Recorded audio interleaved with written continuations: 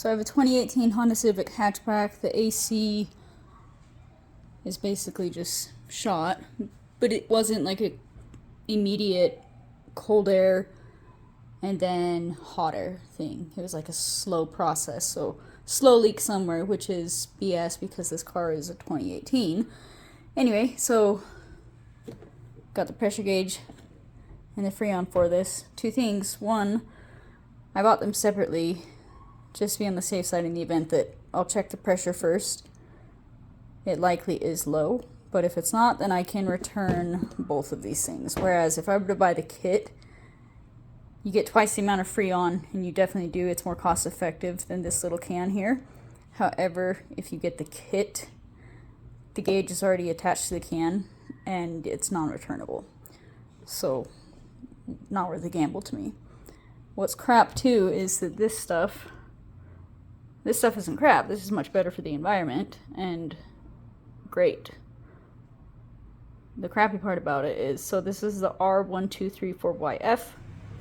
This can, you can see it's 12 ounces, $70.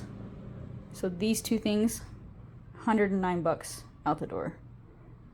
Like, unbelievable. Anyway, so I'm gonna check the pressure first, see if it needs a charge it up. So first thing, start it up.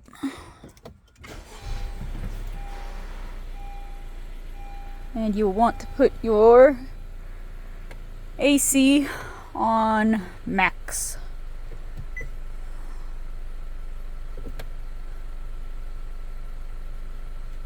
So on. So full blast AC. Pop your hood.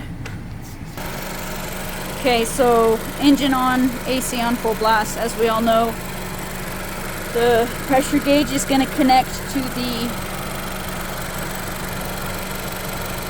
the low pressure valve. So quick side note too, I've had this pressure gauge for quite some time, this particular one, for an old Honda that I had. And as you can see, it's just the generic, the R34A Freon. Not compatible with my car, would ruin my car if I put it in. Also, the pressure gauge as well is not compatible. The fitting is not right for the low pressure valve on my 2018 Civic. So let's connect the other one. Here's what the gauge looks like that is compatible. So we're going to get that connected. Just unscrew here.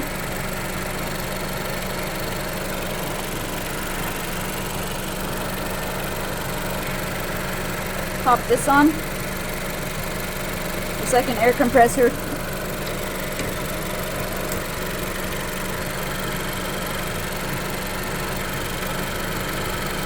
Make sure you have it connected. Then we're going to check that pressure.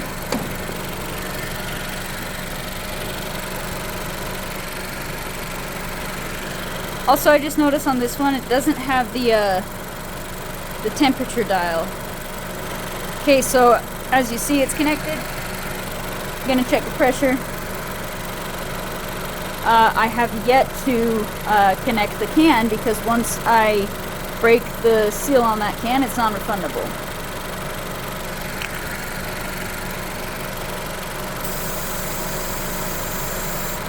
So yeah, as you can see, AC is on full blast in the car.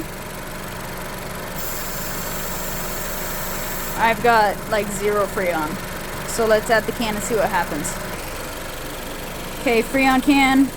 Again, it is the R1234YF. Shake it really, really well. I'm going to shake this for like 2 minutes. Okay, got it. Nice shake.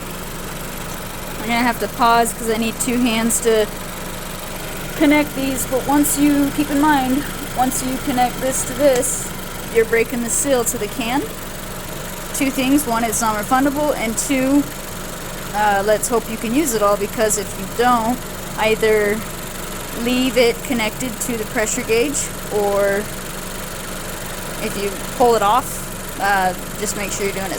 Okay, pressure gauge connected. Quick funny side note. Screw it on counterclockwise. I was struggling there for about 30 seconds until I tried the other direction.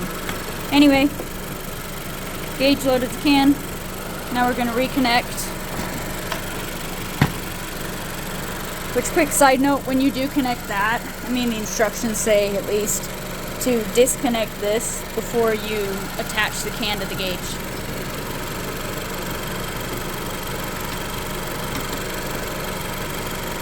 Good. Now we're going to charge it, and again, we all know, do your tilts and twists while you charge.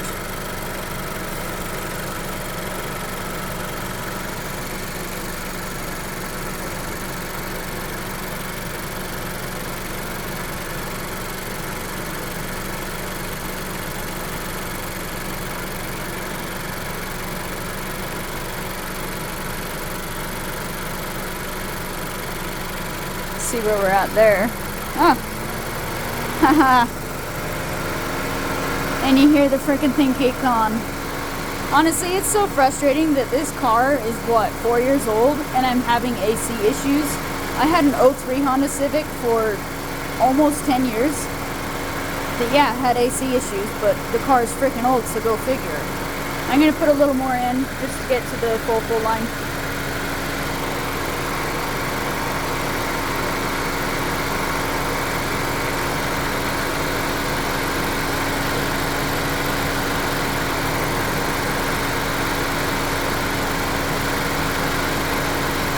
I think I'll call it good there.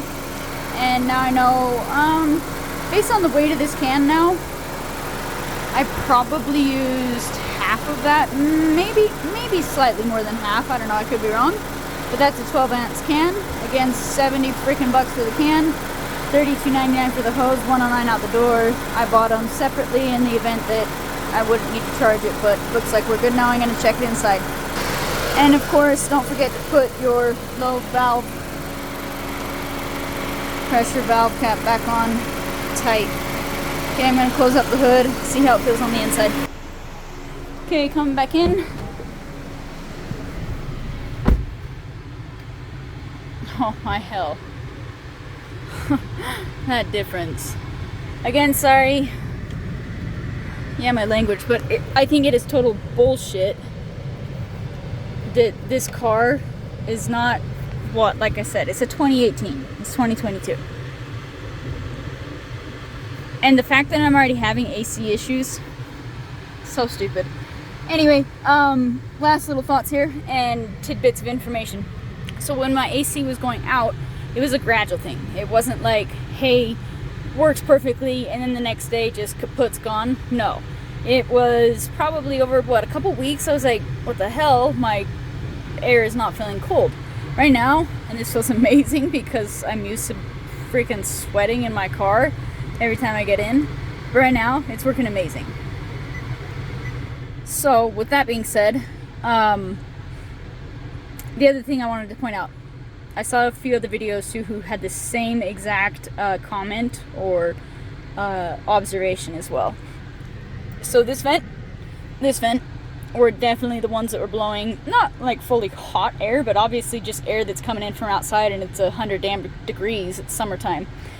This vent, oopsies, this vent was not blowing as warm. It was maybe like a borderline, you could feel like it would be like a maybe very mildly cool fan, but definitely not AC. That vent, I actually don't know, sorry, I just locked it off because I'm like the hot air. And I have a little doggy who sits here and she just pants herself like crazy. So anyway, it is blowing super cold now, feels fantastic. So there's a fix.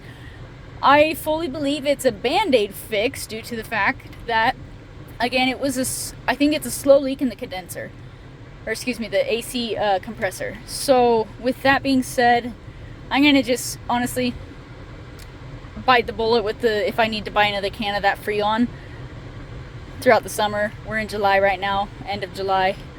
After that, yeah, take it to a shop and get it fixed, but we'll see what happens. I'll keep you updated.